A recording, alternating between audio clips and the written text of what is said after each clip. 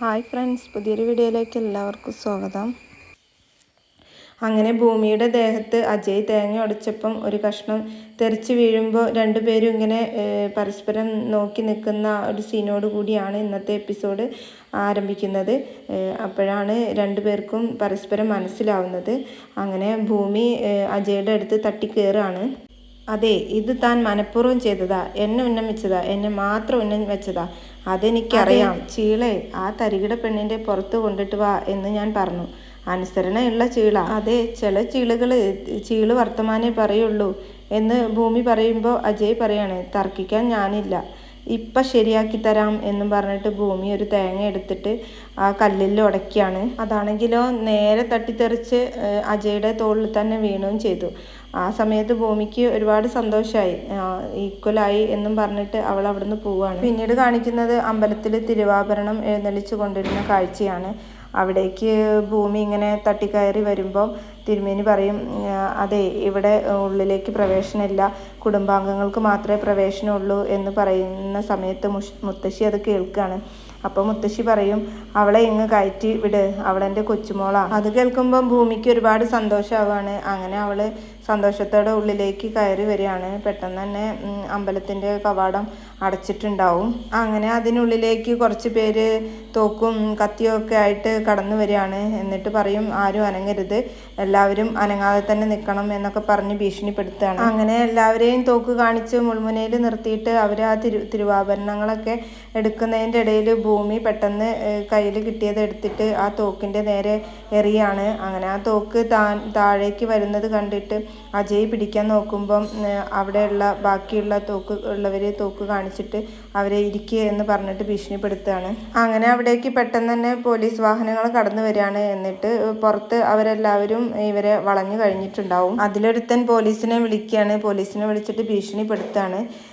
അപ്പോൾ പോലീസ് പറയും, നിങ്ങൾ എത്രയും പെട്ടെന്ന് അവിടെ നിന്ന് പുറത്ത് വരണം എന്ന് പറയുമ്പോൾ പറയും, ഞങ്ങൾ ഇവരെ എല്ലാവരും ജീവനോടെ വെക്കണമെങ്കിൽ ഞങ്ങളെ ഇവിടെ നിന്ന് പുറത്തു പോകാൻ അനുവദിക്കണം, അല്ലെങ്കിൽ ഇവിടെയുള്ള ഭക്തരുടെ ജീവൻ ഇപ്പം ഞങ്ങൾ ഇല്ലാതാക്കും എന്നൊക്കെ പറയുമ്പോൾ പിൻവാതിലൂടെ നിങ്ങൾക്ക് രക്ഷപ്പെടാം, അവിടെ വണ്ടി വന്നിട്ടുണ്ട് എന്ന് പോലീസ് പറയും. അങ്ങനെ ക്ഷേത്രത്തിലുള്ള ഭക്തരെയൊക്കെ ഈ ഗുണ്ടകൾ പിടിച്ചു വലിച്ച് വണ്ടിയിലേക്ക് കയറ്റുകയാണ്.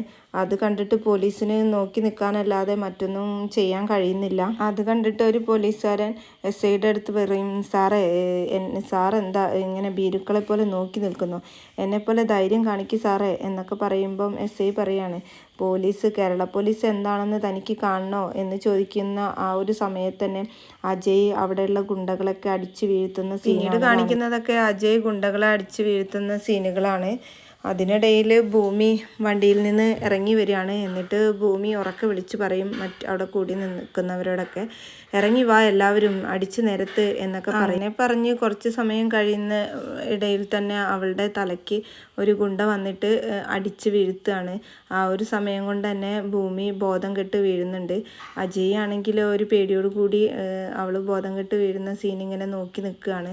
അവൾ ബോധം കെട്ട് വീഴുന്നത് കണ്ടിട്ട് അജയ്ക്കാണെങ്കിലോ പെട്ടെന്ന് എന്ത് ചെയ്യണം എന്നറിയാതെ ഇങ്ങനെ അമ്പരന്ന് നോക്കി നിൽക്കുകയാണ് അജയ്. പിന്നീട് കാണിക്കുന്നത് ഭൂമി ഇങ്ങനെ ഉറങ്ങിക്കിടക്കുമ്പോൾ അവൾ സ്വപ്നം കാണുകയാണ്. സ്വപ്നത്തിൽ 3 കുട്ടികളുണ്ട്, ഒരു ആൺകുട്ടിയും 2 പെൺകുട്ടിയും. അപ്പം അതിൽ ആൺകുട്ടി കുട്ടികളുടെ അടുത്ത് പറയാണ്, മുത്തശ്ശി പറഞ്ഞിട്ടുണ്ട് വലുതാവുമ്പം ഇതിലൊരാളെ ഞാൻ കല്യാണം കഴിക്കണമെന്ന്. അപ്പോൾ കുട്ടികൾ ചോദിക്കും, ആരെയായിരിക്കും ചേട്ടൻ കല്യാണം കഴിക്കുക, അത് വലുതാവുമ്പോഴല്ലേ. സ്വപ്നം കാണുന്നതിനിടയിലാണ് പെട്ടെന്ന് ഭൂമി ഞെട്ടി കണ്ണ് തുറക്കുന്നത്. അപ്പോൾ മുന്നിൽ അച്ഛനെയും അമ്മയാണ് കാണുന്നത്. അപ്പോൾ അവൾ ചോദിക്കും, ഞാൻ എങ്ങനെയാണ് ഇവിടെ എത്തി?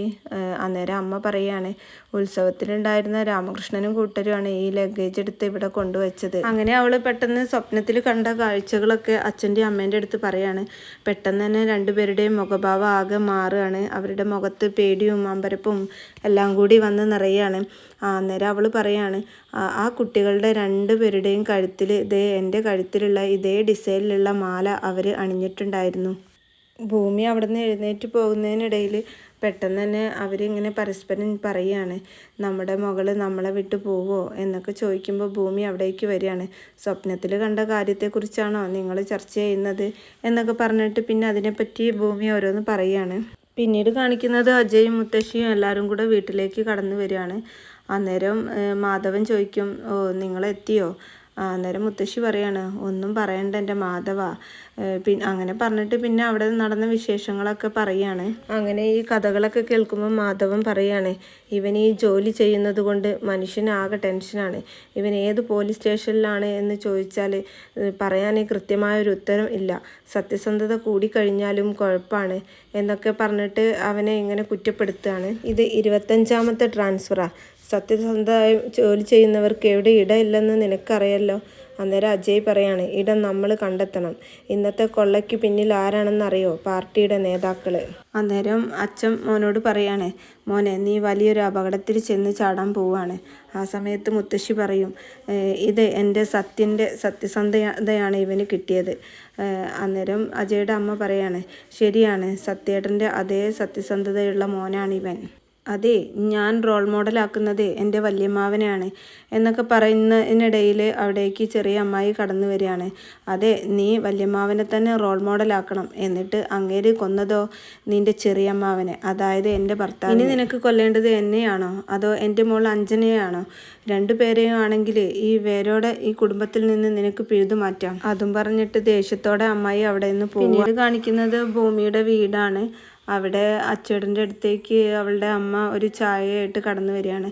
അപ്പോൾ അച്ചേട്ടൻ ചോദിക്കും, മോള് കഴിച്ചോ? ആഹാ, അത് ശരി, രണ്ടുപേരും ഒരുമിച്ച് കഴിച്ചിട്ട് ഇപ്പം അച്ചേട്ടന് മറവി രോഗവും വന്നോ? മോളിത് കേട്ടാലുണ്ടല്ലോ എന്ന് പറയുമ്പോൾ ഭൂമി അവിടേക്ക് കടന്നു വരികയാണ്. അങ്ങനെ അച്ചേട്ടന് ചായ കൊടുക്കുന്നതിനെ കുറിച്ച് അമ്മയുടെ അടുത്ത് പരിഭവം പറയുകയാണ്. അങ്ങനെ രണ്ടുപേരോടായിട്ട് ഓരോ തമാശകളൊക്കെ പറഞ്ഞ് പിന്നെ അവൾ നേരെ കോളേജിലേക്ക് ഇറങ്ങുകയാണ്.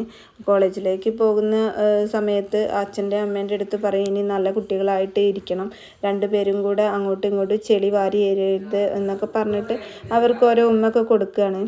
അങ്ങനെ സ്കൂട്ടി എടുത്ത് നേരെ അവൾ അവിടെ നിന്ന് ഇറങ്ങുകയാണ്.